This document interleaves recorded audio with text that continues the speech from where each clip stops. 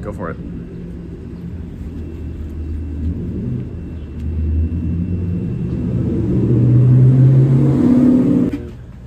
Go for it.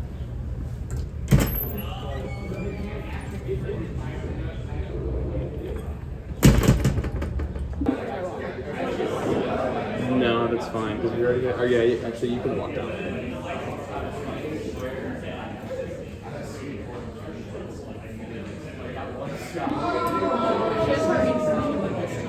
Oh, okay. Do you need me to stick around then for anything? Action.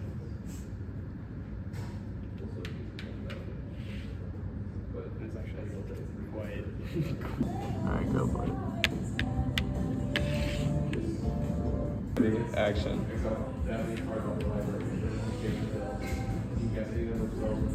Alright, action. Wait, action. Yes.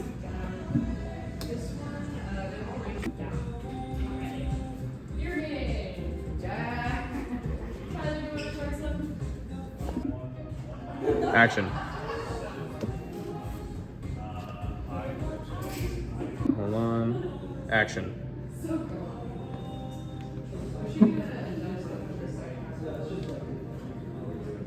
Okay. Go for it.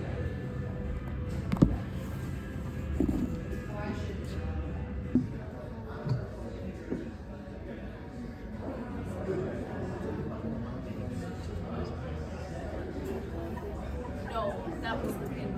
Question number 7. Number 7. How long is a metric mile?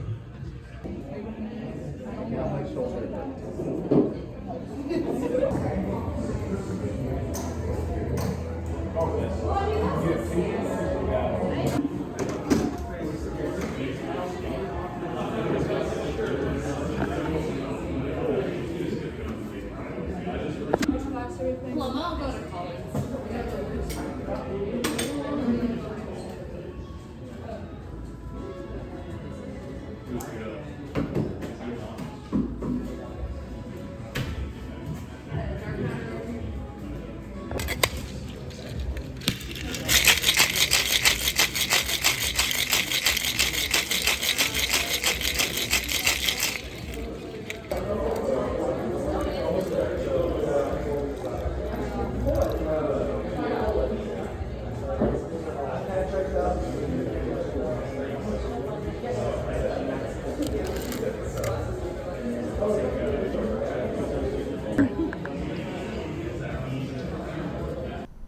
Could you give me, like you just did, the name and title, and then afterwards how to spell your name? Sure. My name is Nathan Reynolds. I'm one of the general managers here at Hexagon Alley.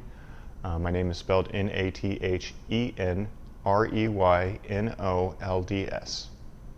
Perfect, thank you. Could you just take me through a bit of a history of Hexagon Alley? Sure. I'm one of the founders as well as being a manager here. My friend Kyle and I grew up together, really got into board games during college. He lived up here and met his now wife Colleen, and they got together and had a huge collection of board games and needed to do something with it. And I got a call one day from Kyle going, "Hey, do you want to help me start Hexagon Alley, what would become Hexagon Alley?" And because they had been talking about it, and the ball just kind of started rolling, and next thing you know, we had a business plan, and we had spaces that we were looking at in order to open something up here in Columbia. And then in June of 2023, we opened our doors, we did our soft open, and then we opened 7 days a week, I think it was September of that year. Sweet. What makes a board game cafe to you? Obviously, there's many in the world. Yeah, I mean, they're obviously a lot more popular in bigger metropolitan areas, but they're getting more popular in college towns like Columbia, and they're definitely growing. But a board game cafe is just a communal space for people to come together, sit down at a table, and actually just do something outside of maybe what you would do at a traditional cafe or bar, which is, eat or drink and just gab. There's actually like a an analog entertainment device that kind of helps smooth the communication. We kind of do everything around here. So we've got a full bar, full cafe, hot sandwiches, snacks, pretty much everything that you would need. Yeah, on that note, what kind of sets Hexagon Alley from apart from other board game cafes? We have 6,000 square feet, so we're pretty large. This place kind of goes on and on. We have a huge board game library. There are lots of smaller board game cafes, but we have over 850 plus board games here. We also, we're very event focused, so we do board game tournaments, trading card game tournaments, puzzle showdowns. You can also rent the space out for birthday parties or corporate events. We also have a retail section, so it's kind of like an all-in-one stop shop. We kind of have the luxury of doing all of the things. Great, you already answered one of my questions. You mentioned that it started with a large board game collection, but obviously I don't think you started with 850, where do you kind of find board games from? So there's a couple of ways we've done it. So we started with a pretty significant seed collection that Kyle and Colleen had developed over years. We purchased several games from another game store that was going out of business, out of state, and bought basically part of their library and brought it back over. And then over the past 2 years that we've been open, people come and donate games. So I'd like to trade people games or game passes for games. So somebody will bring in a box full of games, and that goes into the list. All right. Do you have a favorite board or tabletop game at the moment? There's a newer one called Flip 7 that's very popular. I don't have a copy of it in the library. It's hard to get right now because it got very popular. But I'm a big D&D nerd. Love D&D. Always happy to sit down at a table and play some Dungeons & Dragons. I also still play Skip-Bo, which is an old school, kind of like Uno type card game that I grew up playing with my grandparents, and I still play it with my family pretty much weekly. So nice. Dungeons & Dragons is my only interaction with tabletop games. Is that right? I love Dungeons & Dragons. Yeah, it's definitely obviously the most popular. There are lots of other systems, but yeah, that's the big daddy. Yeah. Does Hexagon Alley have an official mission statement? Gosh, we did at one point. It's been so long that I probably can't remember it off the top of my head. Our whole purpose is to create a community-driven space. People ask, what is Hexagon Alley? And that's kind of the best answer. It's not just a bar, not just a cafe, not just a board game place. It's literally just a hub for everybody to come together and, like I said before, sit down at a table and converse and have a good time. Yeah, this kind of goes along with what you just said, but do you have anything that you kind of wish potential visitors or just the public in general knew about Hexagon Alley, like maybe people who haven't been here before? Or?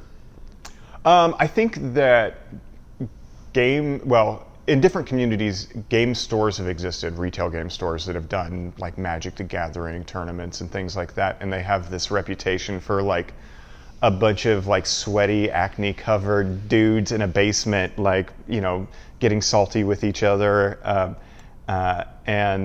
This is not that. We have a pretty cool atmosphere that covers the entire gamut. You want to come here and play Cards Against Humanity? You want to come here and play Ticket to Ride? You want to come here and play Monopoly or Uno? We have all of those things. We've got pinball. We've got wargaming. It's a chill, fun atmosphere that is different than what you maybe expect from a traditional game store. Yeah. Finally, you mentioned the importance of having analog games here. Sure. In the world of digital everything, where it's a loneliness epidemic because people were more connected than ever, but we're more alone or whatever. Mm-hmm. Do you see spaces like this maybe becoming more popular as people kind of seek out that kind of connection? I certainly hope so. I feel like, especially after the pandemic, there's been kind of this wound that is slowly being healed by the places like this, and letting people understand that it is it is safe to get outside and you know, make this like your third place where you are not at home or you're not at work, but you can come here and feel like you're welcome and having a good time. Awesome. Well, that's all I had. This isn't for a question, but is there a good time, like throughout the week, that I'd be able to come and film, like when it's a lot more active? Like what kind of hours? Yeah, well, we have a whiskey sampling event this evening at 6. It's 6:30. Yeah, it starts at 6:30. I think they're gonna be here at like 5. Yeah, we're doing an internal little tasting and training.